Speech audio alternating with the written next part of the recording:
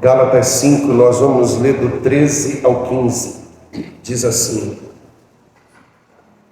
porque vocês, irmãos, foram chamados à liberdade, mas não usem a liberdade para dar ocasião à carne. Pelo contrário, sejam servos uns dos outros pelo amor.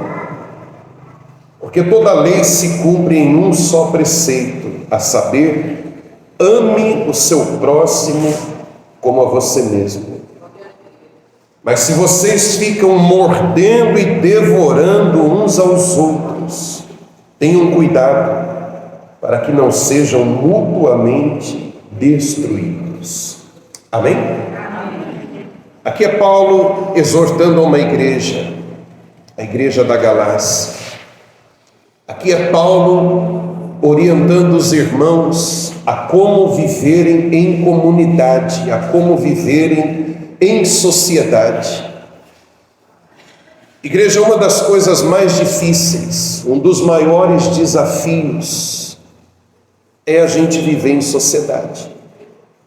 Sempre foi. E hoje é também, só que eu vejo num nível muito mais difícil ainda do que em outras gerações. Viver em sociedade é um desafio, relacionar-se é um desafio. Mas aquele que é servo de Cristo, preste toda a sua atenção, por favor, nada pode distrair você agora.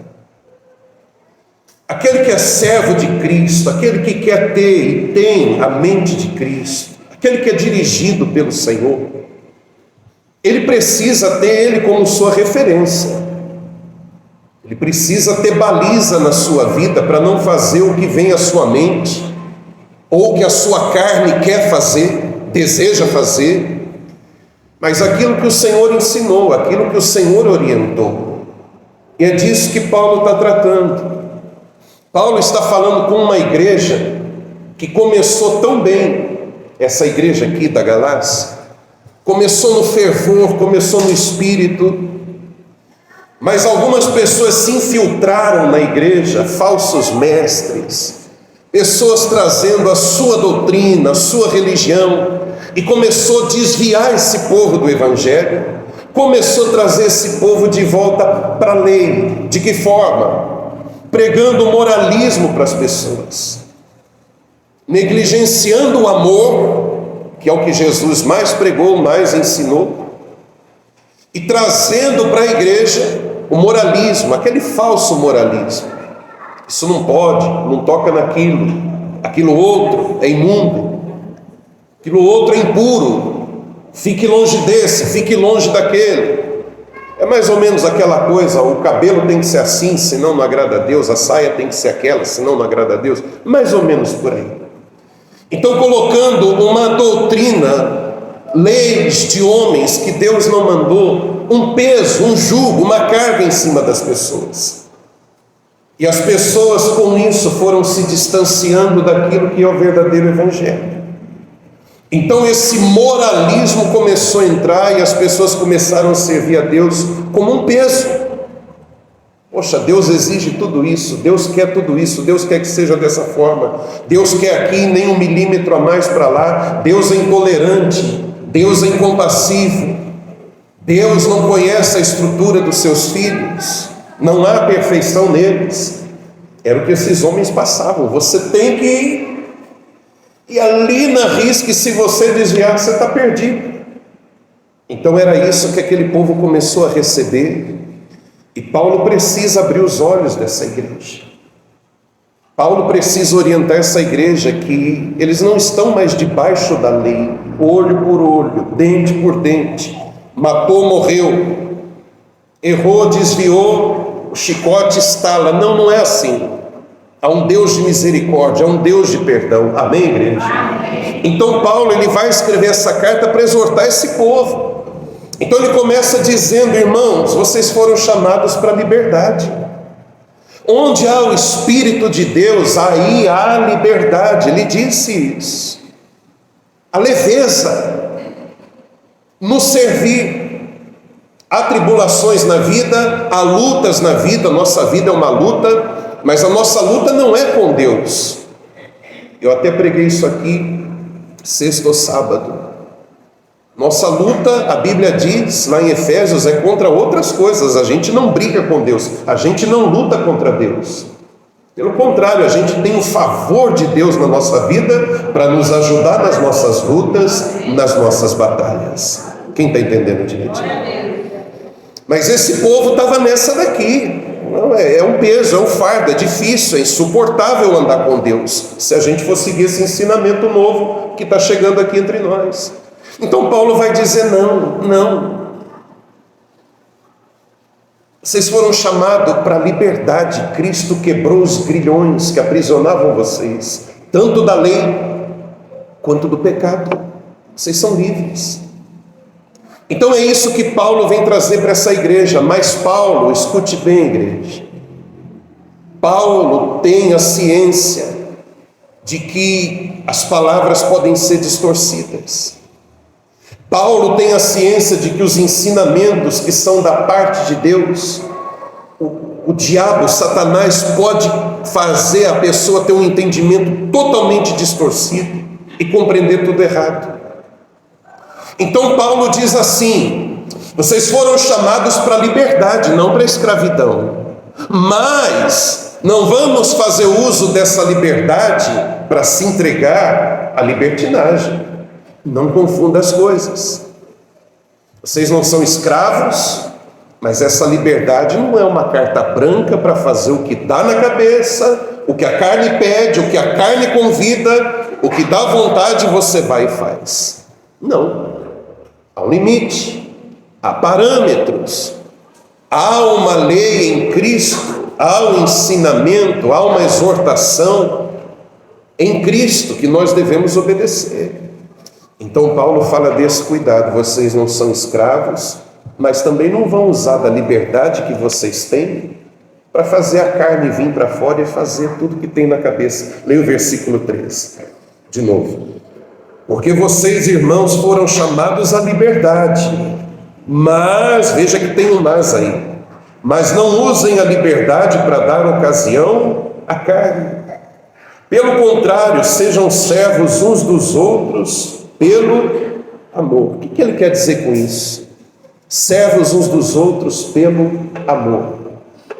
Igreja, uma das coisas que regem a vida do cristão e que faz o cristão atropelar sua própria carne, que faz o cristão passar por cima da sua própria carne, é o amor. É o amor. O amor deve reger a nossa vida. O amor de Cristo não é outro tipo de amor que eu estou falando. Não é uma paixão avassaladora entre um homem e uma mulher. Não é isso. Aqui já está o perigo da palavra pregada. O diabo distorcer e dizer depois: o bispo pregou lá que em nome do amor a gente atropela tudo, e eu vou fazer uma loucura aqui. Você vai fugir comigo, eu vou fugir com você, porque aquele homem lá pregou aquele dia lá. Cuidado, não estou falando isso. Mas o diabo é louco para distorcer as coisas. Mas em nome do amor que Cristo derramou no nosso coração, por causa desse amor que norteia a nossa vida, que dirige a nossa vida, nós somos capazes então de ignorar a voz da carne, passar por cima daquilo que a carne quer fazer, em nome desse amor, pelo amor. E por causa desse amor e por esse amor, nós conseguimos servir aos outros. É isso que Paulo está dizendo. Vocês vivem em comunidade, vocês devem viver uns pelos outros. A carne não quer, a carne é egoísta. A carne, ela puxa tudo para si. A carne é egoísta. Mas em nome do amor, pelo amor, como está escrito, sejam servos uns dos outros. Aqui está o desafio de viver em sociedade. Aqui está o desafio de viver em família. Aqui está o desafio de viver em comunidade, como na igreja, por exemplo. Também no trabalho, no colégio, em qualquer outro lugar. Mas Paulo está dizendo: sejam servos uns dos outros. Eu quero meditar nisso com você, igreja. Eu quero que você pare e pense o quanto de amor de Deus esse amor do Evangelho, esse amor da Bíblia, há no nosso coração, a ponto da gente servir ao outro, em nome desse amor. O quanto a gente está disposto a pensar no próximo e dar a vez ao próximo, e quem sabe até em alguns casos se sacrificar pelo próximo, em nome desse amor. A nossa sociedade está cada vez mais egoísta, mas isso também é um cumprimento da palavra, porque diz que nos últimos dias o amor de quase todos se esfriaria. Mas não é porque a gente tem uma profecia que nós conhecemos a Deus e o amor de Deus, nós vamos afrouxar as nossas mãos e dizer, está escrito mesmo, né?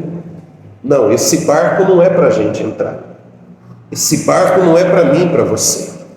O amor pode se esfriar na vida de quase todos, da grande maioria, mas isso não é um mandamento. Não é aí que eu tenho que entrar, não é assim que eu tenho que viver. Eu tenho justamente que fazer a diferença. Diga glória a Deus. Dorme não. Posso continuar, igreja? E o 14 diz assim: porque toda lei se cumpre em um só preceito, a saber, ame o seu próximo como a você mesmo. E olha o 15, olha a que ponto Paulo chega, olha que termos que Paulo usa para falar com essa igreja. Olha o 15: mas se vocês ficam mordendo e devorando uns aos outros, tenham cuidado para que não sejam mutuamente destruídos. Paulo pegou pesado aqui. Ele encontrou um quadro complicado nessa igreja, por isso ele usa essas palavras. Irmãos pelejando uns contra os outros, pessoas pensando em si de tal maneira que ignorava todo mundo e até brigava. Quando ele diz mordendo e devorando uns aos outros, ele está falando de gente se avançando, ele está falando de gente brigando por posição, por privilégio, por ter a primazia, por chegar primeiro, pensando em si, na sua causa, na sua necessidade, e pouco se importando com os outros. É isso que Paulo está encontrando dentro de uma igreja. E ele diz: se vocês continuarem assim, todos vocês vão se destruir. Um está destruindo o outro. Mutuamente vocês serão destruídos. Amém, igreja? Amém. Preste atenção nisso aqui. É diferente hoje em dia? Eu pergunto para você, é diferente? Não é, igreja. É com tristeza que eu digo isso, mas não é diferente. A grande marca que evidencia um cristão dos outros, um filho de Deus dos outros, são os frutos do Espírito. E não é em vão que o amor entre todos os frutos, ele tem destaque. Não é em vão que Paulo tira um capítulo todo lá em 1 Coríntios, capítulo 13, para falar do amor. Só que esse amor está virando um objeto de decoração, está virando um adereço, uma coisa sem importância. Está virando ali um objeto que é um mero detalhe, um detalhe que não serve para nada, uma coisa qualquer, e não pode ser assim, de forma alguma. E é esse amor que faz com que eu dê a honra ao outro, dê a vez ao outro, dê o privilégio ao outro, eu ceda, eu dê espaço, eu permita que o outro seja honrado, eu permita que o outro, ele tenha vantagem. É até difícil, essa pregação é até um pouco indigesta nos dias de hoje, mas é necessária. Amém, igreja? Amém. É esse amor que faz a gente ser diferenciado dos outros. Em um mundo de guerra, em um mundo de egoísmo, em um mundo de competição, em um mundo onde só importa o meu interesse, onde só importa a minha vantagem, esse amor, ele faz toda a diferença, ele está escasso. Ainda mais hoje, Deus está clamando para que os seus filhos amem uns aos outros, porque esse é o cumprimento da lei. Deus está convocando a sua igreja a amar ao próximo.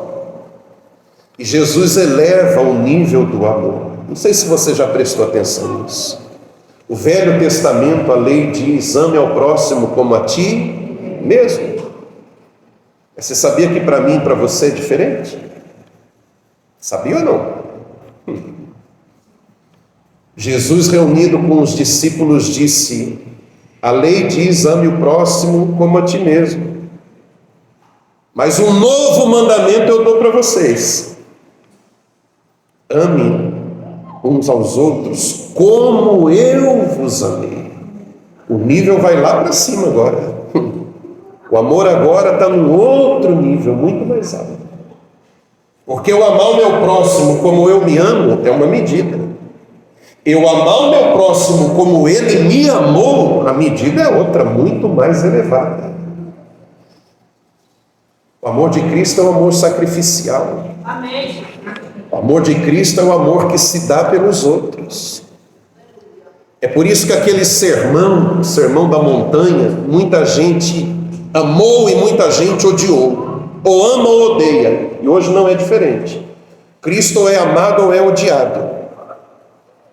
E naquele sermão da montanha é o que Jesus vai dizer assim: se alguém te fere uma face, dá outra. É aquele sermão que Jesus vai dizer: se alguém te obriga a andar uma milha, anda duas. É aquele sermão que Jesus diz: se alguém te pede a capa, dê também a sua túnica. Esse é o sermão, amado ou odiado. É assim que nós aprendemos a amar no nível que Jesus amou. Amém, igreja? Amém. E é o que nós precisamos fazer. Então você veja Paulo dizendo: vocês estão se devorando e se mordendo uns aos outros. Em outras palavras, Paulo está dizendo: que história é essa? A que ponto vocês chegaram? A que ponto vocês chegaram de ter conflito entre vocês? Vocês não sabem servir ao outro em nome desse amor. Ah, mas eu preciso, eu necessito, mas e o amor onde fica? A tua necessidade primeiro? Ah, mas eu me atraso, me compromete. Então o teu compromisso primeiro, e o amor onde fica? Tem um ditado que diz, eu odeio esse ditado, igreja, me perdoa, não sei se você gosta, mas eu odeio. É um ditado que diz assim: farinha pouca, meu pirão primeiro. Isso é um ditado de um miserável, me desculpe, avarento. Farinha pouquinha, deixa eu garantir o meu. E os outros? O problema dos outros. Não quero saber dos outros. Esse ditado seria melhor colocado se fosse assim: farinha pouca, pouquinho para cada um. A gente divide, a gente reparte. É pouquinho, mas todos igualmente serão beneficiados. Agora essa história de farinha pouca, meu pirão primeiro, misericórdia. Mas é assim que a gente tem vivido, é assim que tem sido. Cuidado para que isso não seja a história da sua vida. A gente não pode viver se mordendo, se devorando um ao outro, para que a gente não seja destruído, igreja. Deus não tem prazer nisso, Deus não se agrada disso. E vai ter várias passagens que vão colaborar com essa daqui. Está escrito: sofra o dano. O que quer dizer sofrer o dano?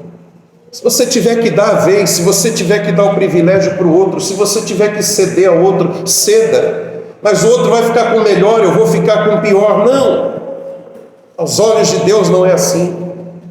E a gente vai ver isso em vários exemplos na vida, coisa pequena, coisa miúda. Por coisa pouca tem gente quase saindo no tapa. Por comida tem gente se pegando. Monta uma mesa, vamos fazer uma fila. Sai. Quem chega primeiro? Quem é o primeiro dessa fila? Uma avalanche, sai correndo. Deveria dar um no seu lugar. Não deveria pensar os idosos, os que têm alguma incapacidade, dê um lugar para eles. Aí tem um irmão apressadinho, afobadinho.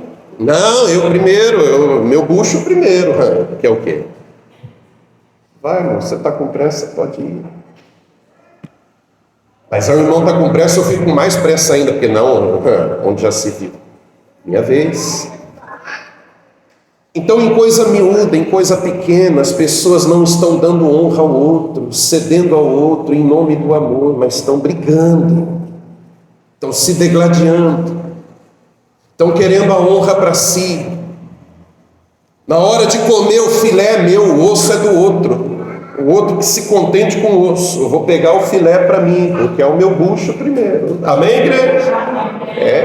Você já viu isso? Tem isso também. Filezinho, eu vou lá na frente, ligeiro primeiro e garanto ele. Aí os outros que dividem o osso aí entre eles. Em uma fila, no trânsito, cada um pensando em si, cada um correndo por si. Há uma pressa, há um desejo de ser o primeiro, de ser o melhor, de estar na frente.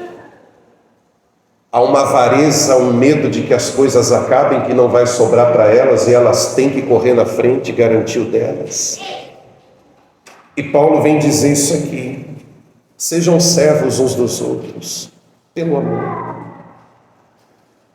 A minha oração, igreja, o meu desejo é que você viva isso como um estilo de vida.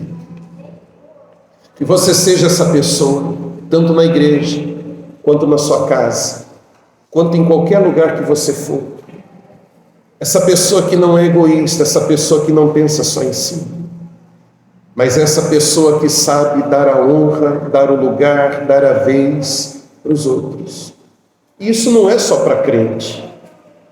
Se for um irmão da igreja eu até concordo, mas se for um ímpio, se for um de outra religião, de uma seita, não, aí vai ter que esperar, aí vai, quero nem saber. Errado.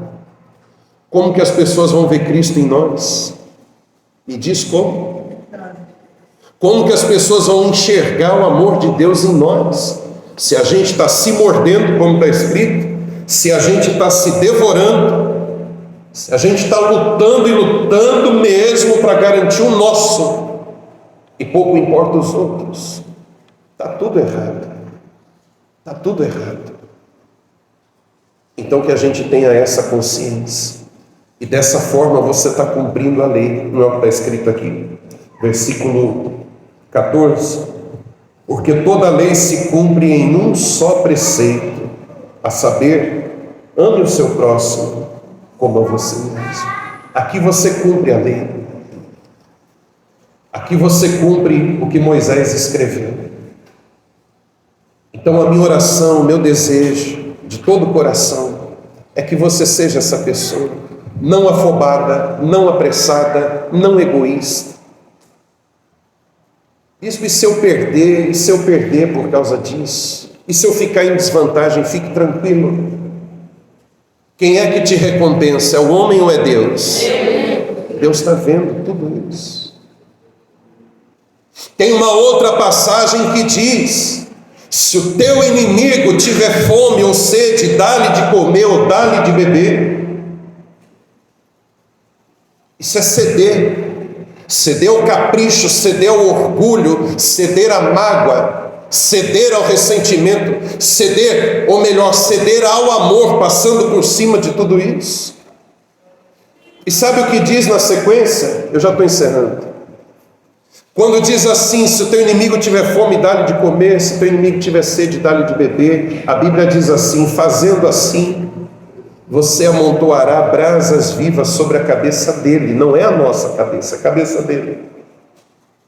Sabe o que quer dizer isso? Amontoar brasa viva sobre a cabeça. Você vai deixá-lo constrangido, envergonhado. E ele, que é teu inimigo, vai passar a te olhar com outros olhos. Ele vai ficar com a cara queimando pela sua atitude. Porque sendo ele seu inimigo, você deu de comer. Sendo ele seu inimigo, você deu de beber. Sendo ele seu inimigo, você estendeu a mão para ele. Não vai restar outra coisa a não ser se sentir envergonhado e reconhecer que você é diferente. Diga glória a Deus. E é Deus quem nos recompensa. Não fique esperando recompensa dos outros. Igreja, com Deus você perde um tanto aqui, você ganha 10 tantos lá depois. Assim. Você cede aqui, parece que você ficou numa tremenda desvantagem. Perdi aqui, você perdeu isso. Deixa os dias passarem, deixa o tempo passar, Deus te dá isso. Você não perde com Deus, você não perde em cumprir o mandamento, você não perde em obedecer aquilo que a palavra está te ensinando. Então rejeita o egoísmo, rejeita a avareza, rejeita a pressa de ser o primeiro, de chegar na frente, de querer o melhor, sem se importar com os outros. Rejeita tudo isso do seu coração. Sirva uns aos outros pelo amor, em nome do amor. E eu vou encerrar com o que João diz. Não precisa abrir não, eu te falo onde está. João diz assim, ó: se alguém disser amo a Deus, mas odiar o seu irmão, esse é mentiroso. Pois quem não ama o seu irmão a quem vê, não pode amar a Deus a quem não vê. E o mandamento que dele temos é este: quem ama a Deus, que ame também o seu irmão. Essa palavra fique gravada em você. E amanhã, quando chegar a segunda, terça-feira, quarta-feira, seus próximos dias, depois de ter ouvido essa palavra, você vem agir com cautela. Lá no refeitório da empresa, eu lembro quando eu trabalhava em uma fábrica, gente do céu, uma fábrica muito grande, tinha comida para todo mundo. A fábrica era grande, a cozinha também era grande. A panela de pressão, para você ter uma ideia, tinha uns 2 metros de diâmetro assim. Era muito grande, era muita gente.